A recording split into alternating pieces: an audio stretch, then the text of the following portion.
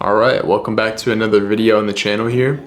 Today I just kind of wanted to roughly run through all of my camera gear that I own. And yeah, I just kind of wanted to show you guys what I use the most, the things that I feel like have the most impact on my work, and some of the things that may or may not be worth it for you if you're just starting out or maybe you're doing filmmaking full time. So starting off with my main camera, I'm shooting on the Sony a7 IV. The main reason why I chose the a7 IV is because it honestly fell at a great price point for me, and it is a perfect hybrid camera in my eyes. Just an all-around beast. It has the full frame sensor, so you can maintain high quality even if you're cropping in your footage. And yeah, it's just all around a very good camera. And that leads me into my second piece of equipment that goes with the camera, which is the lens. And at this point I only have one lens, and that is the Sony 24-70 G Master.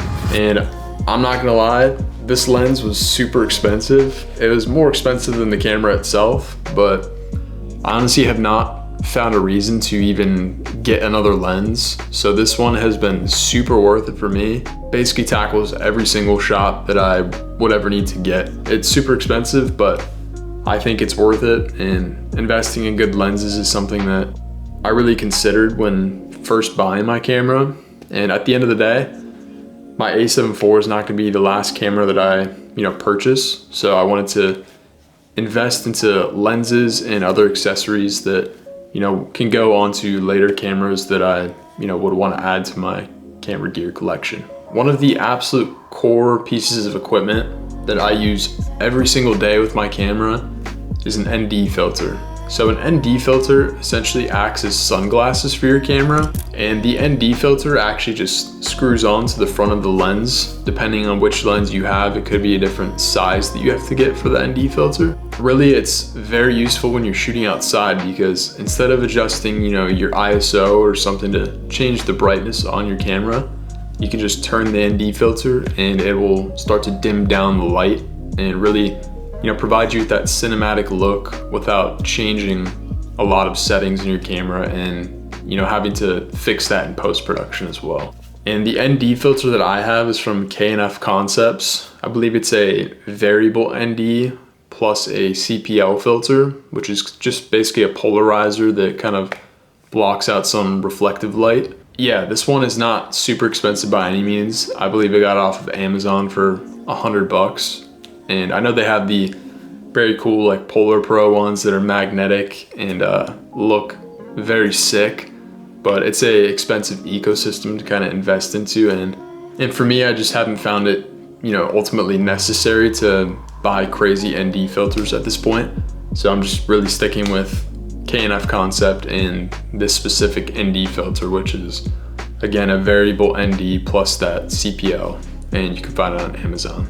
And coming up next for audio specifically, I recently just got this shotgun mic, and this is the Sennheiser MKE 600, and this thing has been absolutely amazing so far.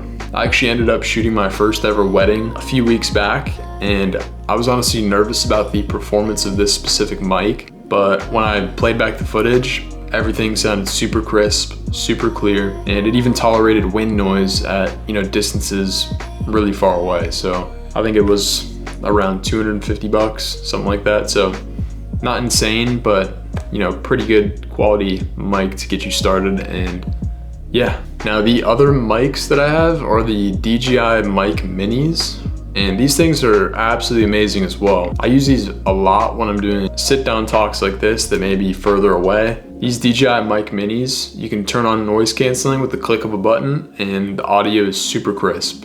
And these things are insane. I mean, they pick up audio at such a great distance. The noise canceling is excellent, and they maintain battery for a really long time as well.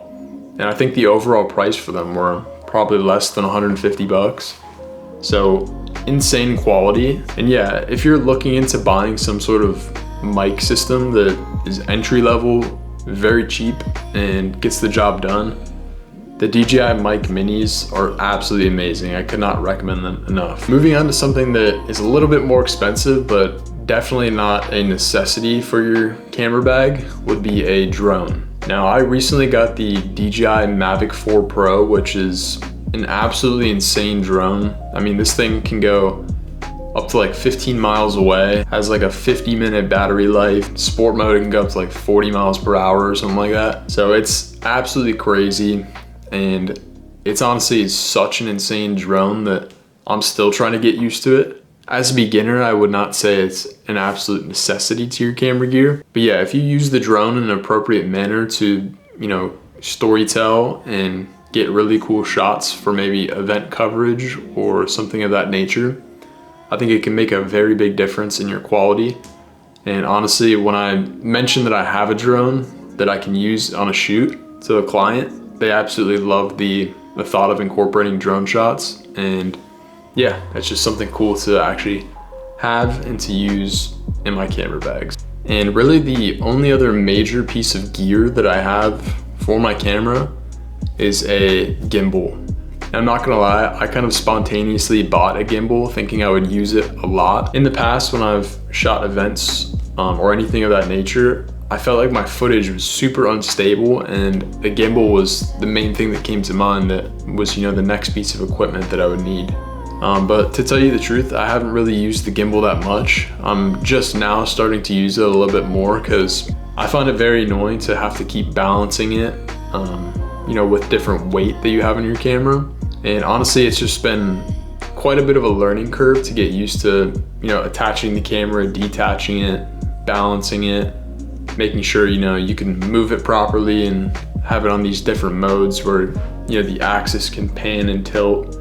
It's just a lot to unpack, and but it definitely is such a cool device to have in my bag. I'm starting to use it a bit more for, you know, running footage and also smoothing out shots during events and other short form content that I'm doing. So yeah, really other than that, some honorable mentions would just be a lot of SmallRig accessories. And SmallRig is a brand that makes really great camera gear. They make camera cages, all these accessories to mount different things onto your camera. So yeah, the main equipment that I have from SmallRig includes a camera cage, a V-mount battery, and I own a couple accessories for the camera cage, like a top handle and a side handle.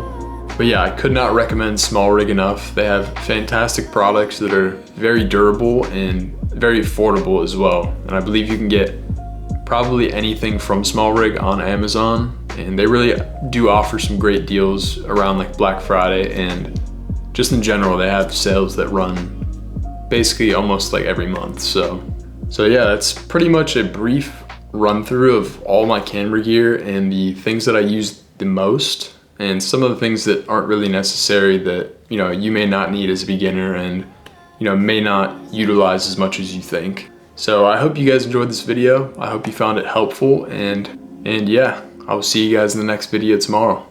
Peace.